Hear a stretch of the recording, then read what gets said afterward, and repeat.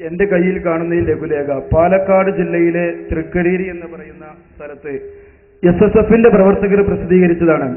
ഇതിൽ പറയുന്നത് മക്കയിലെയും മദീനയിലെയും സഹാബാക്കൾ ഉൾപ്പെടെയുള്ള മഹാന്മാരുടെ മക്ബറുകൾ തട്ടിനിരത്തിയും ഭണ്ഡാരങ്ങൾ കൊള്ളയടിച്ചും പണ്ഡിതന്മാരെ നിഷ്ക്രൂരമായി കൊലപ്പെടുത്തിയവരുമാണ് മുജാഹിദ് പ്രസ്ഥാനം.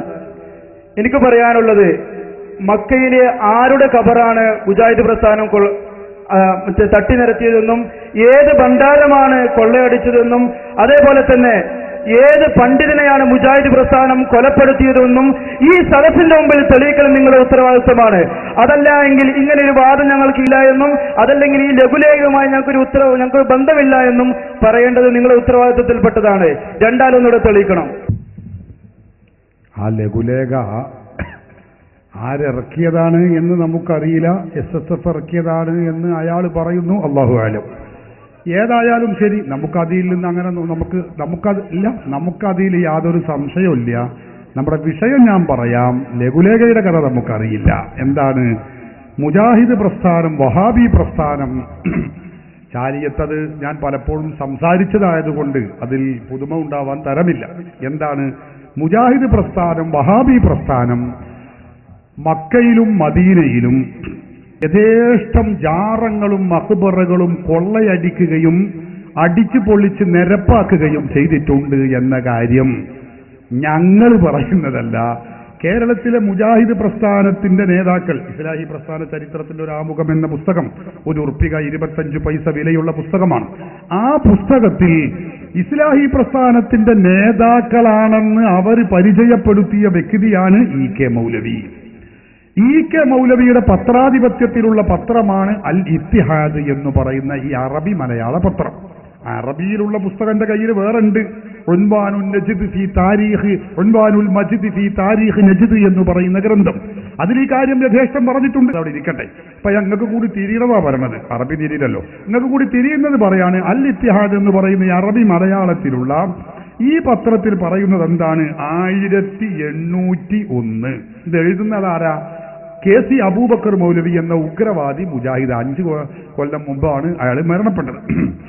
അയാൾ ഇതിൽ എഴുതുന്നു, 1801 ഏപ്രിൽ 30 10,000 വരുന്ന ഒരു വമ്പിച്ച വഹാബി സൈന്യം കർബല പട്ടണം വളഞ്ഞു. പട്ടണവാസികളിൽ ഒരു ഭാഗത്തെ അവർ കൊന്നുകളഞ്ഞു. നിങ്ങൾ കേൾക്കണം, ആരാത് കൊല്ലണത്? 10,000 വരുന്ന ഒരു വമ്പിച്ച വഹാബി സൈന്യം. അതല്ലാതെ സുന്നി സൈന്യമല്ല, വഹാബി സൈന്യം കർബല പട്ടണം വളഞ്ഞു. വളഞ്ഞിട്ട് എന്തു ചെയ്തു? പട്ടണവാസികളിൽ ഒരു ഭാഗത്തെ അവർ കൊന്നുകളഞ്ഞു. ഹുസൈൻ റളിയല്ലാഹു അൻഹുവിന്റെ മഖാമ് കൊള്ളയടിച്ചു. ആരാ കൊള്ളയടിച്ചതെന്നാ ചോദിച്ചത്? നിങ്ങളെന്ന്, വേറെ ആരാ? മഖാമ് കൊള്ളയടിച്ചു.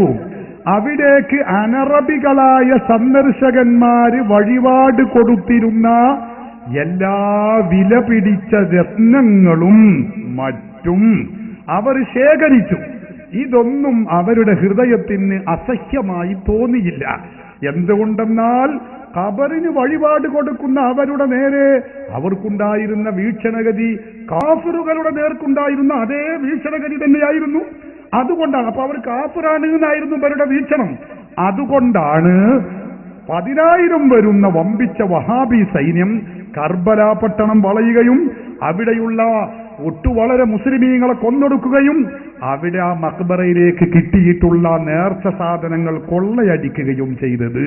എന്നിട്ടിങ്ങനെ വിശദീകരിച്ചു പറയുന്നു. പിന്നീട് ഔലിയാക്കളുടെ ജാറങ്ങൾ പൊളിക്കുകയും അവിടെ സൂക്ഷിച്ചിരുന്ന വഴിപാടായി കിട്ടിയ ഹദിയകളും വിലപിടിച്ച സാധനങ്ങളും പിടിച്ചെടുക്കുകയും മഖാമിലെ അന്തേവാസികളെ ആട്ടി ഓടിക്കുകയും ചെയ്തു. മഖാമും ജാറവും ശിർക്ക്, അവിടേക്ക് കിട്ടുന്ന നേർച്ചകളും ഹദിയകളും അതൊക്കെ തൗഹീദും. എങ്ങനെയുണ്ട് മുജാഹിദിന്റെ തൗഹീദിന്റെ കോലങ്ങൾ മനസ്സിലാക്കണം. ജാറവും മഖബറയും ശിർക്ക്, അവിടേക്കുള്ള വരുമാനം അതൊക്കെ തൗഹീദ്. എന്നിട്ട് പോക്കറ്റ് കാക്കുക. എന്നിട്ട് പറയുന്നത് കണ്ടോ, ഇതിൽ ഒരുപാടുണ്ട്, 1, 2 എന്നല്ല, ഒരുപാട് സ്ഥലത്ത്. എന്നാൽ വഹാബികൾ ഈ അവസരം മസ്സലായി ഉപയോഗിച്ചു. അവർ വേഗം സ്ക്രീനിലും കാണുന്നുട്ടോ, അവർ വേഗം ഹിജാസിലേക്ക് കുതിക്കുകയും ഹറമൈനിയിൽ പ്രവേശിച്ച് അവിടെയുണ്ടായിരുന്ന ഹറമൈനി എന്ന് പറഞ്ഞാൽ മക്കയും മദീനയും, അവിടെയുണ്ടായിരുന്ന ഔലിയാക്കളുടെ ഖബറുകളും മറ്റും പൊളിച്ച് അവിടെയുണ്ടായിരുന്ന രത്നങ്ങളും മറ്റും കൊള്ളയടിച്ചു പരസ്യമായി മാർക്കറ്റിൽ ലേലം ചെയ്തു വിറ്റു.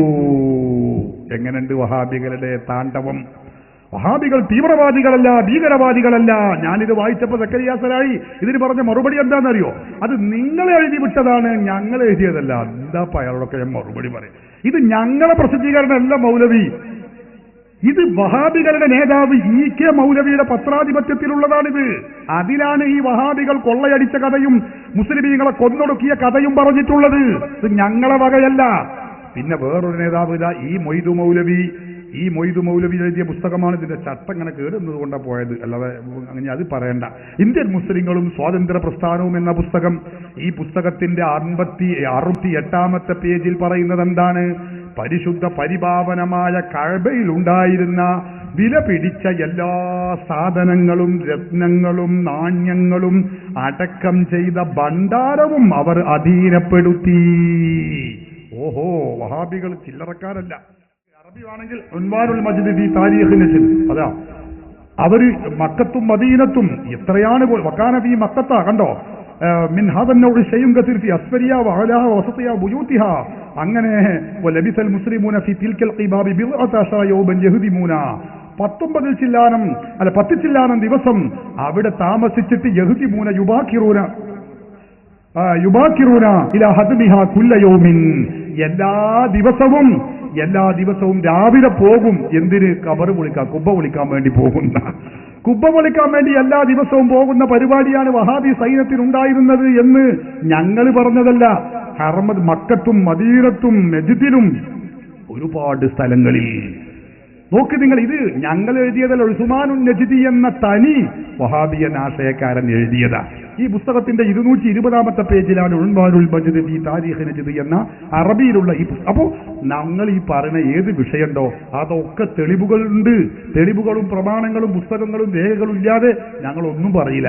അത് ജിന്നുകളുള്ള പ്രാർത്ഥനയാണെങ്കിലും ശരി, അല്ല മക്ബറ പൊളിച്ചതാണെങ്കിലും ശരി, ഏതാണെങ്കിലും ശരി, അതിലൊക്കെ വസ്തുത അങ്ങനെ.